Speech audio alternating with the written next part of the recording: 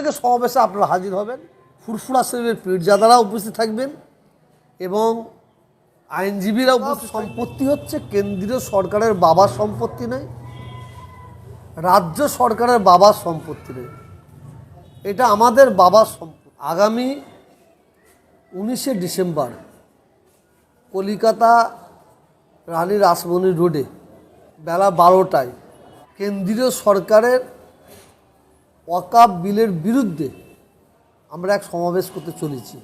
এই সমাবেশে প্রত্যেকটা দিন দরদি ইসলামিক মুসলমানদের কাছে আমার অনুরোধ, আপনারা অবশ্যই এই অনুষ্ঠানে যোগ দেবেন। কেন্দ্রীয় সরকার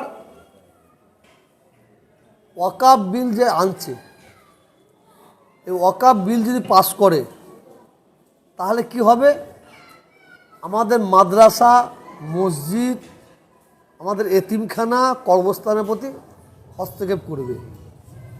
কেন, ওয়াকফ সম্পত্তি হচ্ছে কেন্দ্রীয় সরকারের বাবার সম্পত্তি নয়, রাজ্য সরকারের বাবার সম্পত্তি নয়, এটা আমাদের বাবার সম্পত্তি। আমাদের মুরব্বীরা, আমাদের বাপদাদুরা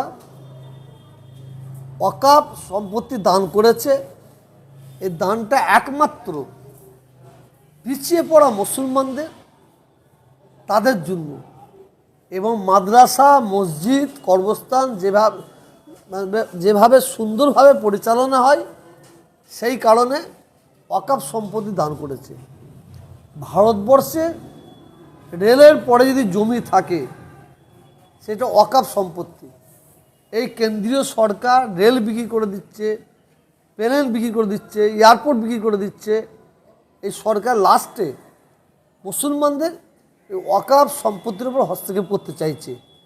অতএব এই ওয়াকফ সম্পত্তি যাতে বজায় থাকে, বিল যাতে পাস করতে না পারে, তার জন্য আমাদের এই জনসমাবেশ। ওয়াকফ বিল সম্পর্কে যেখানেই ওয়াকফের বিলের বিরুদ্ধে সমাবেশ হবে, যেই করুক না কেন, যারাই করুক না কেন, প্রত্যেকে সমাবেশে আপনারা হাজির হবেন। আমি অনুরোধ করব, আগামী বৃহস্পতিবার অর্থাৎ 19শে ডিসেম্বর কলিকাতা রানী রাসমণিতে আপনারা সবাই ইনশাল্লাহ আসবেন, এটা আমি আশা রাখি। ওয়াকফ 19 তারিখে যাই, স্টেজে যাই, আল্লাহ আমাকে যেটা বলাবেন সেটাই আমি বলবো। এবং ওই অনুষ্ঠানে ফুরফুরা শরীফের পীরজাদারা উপস্থিত থাকবেন এবং আইনজীবীরা উপস্থিত থাকবেন, আলেম ওলামারা উপস্থিত থাকবেন, সবাই বক্তব্য রাখবেন ইনশাল্লাহ। সেখানে গিয়ে বক্তব্য রাখা হবে।